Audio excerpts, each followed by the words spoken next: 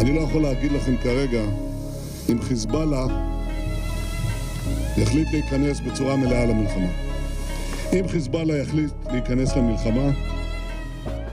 Berngam lupa Prime Minister Cakari Israel Benjamin Yakilano Hezbollah.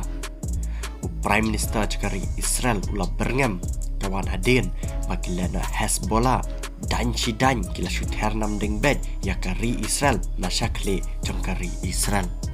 Hak bakini kilano Hezbollah kila ternam deng nakakendau nakari Lebanon. Prime Minister ulaang bakane ke jingle cengki Hezbollah kalapin bitar klep shisha ya kari Israel baulaang balda kilano Hezbollah kikwa benrung hakane katma Israel Hamas pura kabamut katma Lebanon kabaar kan sakhi padang kari Israel bat Lebanon baulaang ru bakilano Hezbollah kin le arta dia kajing bakla kabakraba hakajing em kajongki Prime Minister amba usu berngam tangkilana Hezbollah hende ulaang ru baka jingjat ke jingpra ka bashir kai ya kari Lebanon ru kari Lebanon kan habanan I order kerke u defense minister cakari Israel shakshipai cakari Israel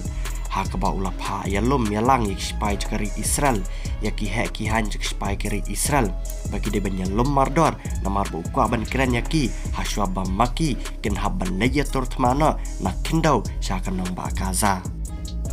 bad hakane ka jingkran jo defense minister yakshpai cakari Israel u defense minister ula Ayman Sim yakshpai cakari Israel hakaba ulaang bapi de berlang ki baslor lang ki basalak lang ki basian bat wat num aili yakinong shun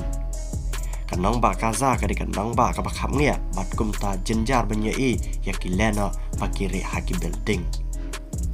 bat sakawai ka bakhado ken mau ba bakinang shun kilena kidai kibalak khra ba nakabenta bangi ngin hirt mana kendau yaki איתכם בתמרון כל היכולות של צה"ל. תהיו אמיצים עם החשיבה הזו,